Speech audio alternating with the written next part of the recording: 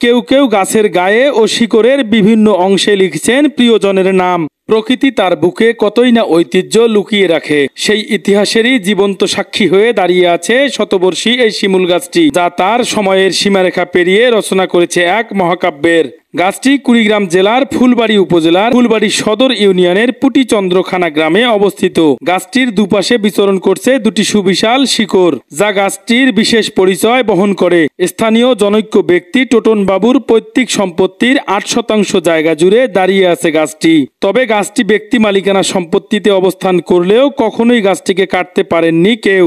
বহুবার কাটার চেষ্টা করলেও ব্যর্থ হয়েছে প্রত্যেকেই। লোকমুখে প্রচলিত আছে এই গাছটি যেই কাটতে আসে সেই অসুস্থ হয়, যার ফলশ্রুতিতে পরবর্তীতে আর কেউ গাছটি কাটার চেষ্টা করেনি। ঐতিহাসিক এই শিমুল গাছটি দেখতে প্রতিদিনই দূর দূরান্ত থেকে ছুটে আসছেন দর্শনার্থীরা।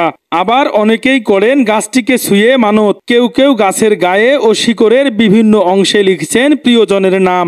তাদের বিশ্বাস এই গাছ ছুঁয়ে মানত করলে তা পূর্ণ হয়, আর এই গাছের শিকড়ে নিজের নামের সাথে প্রিয়জনের নাম লিখে দিলে পূর্ণতা পায় সেই প্রেম। ঐতিহাসিক এই গাছটির বিস্তৃত ডালপালাগুলো প্রদান করছে শীতল ছায়া। তবে গাছটির কাছাকাছি পৌঁছার জন্য কোনো রাস্তা না থাকায় ভোগান্তিতে পড়তে হয় দর্শনার্থীদের। Ariful Islam Arif, news live Lalmonirhat.